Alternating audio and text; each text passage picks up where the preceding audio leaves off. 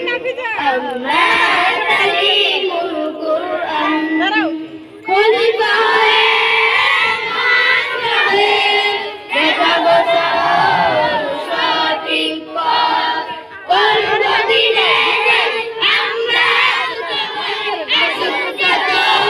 বাধা বিপদ খলিফা হয়ে মানবে দেখাবো সঠিক পথ করব দিনে আমরা খুঁজবই আসুক যত বাধা বিপদ হব মোরা এই সময়ে হব মোরা এই সময়ে একদম মুসলমান আমরা তালিমুল কুরআন আমরা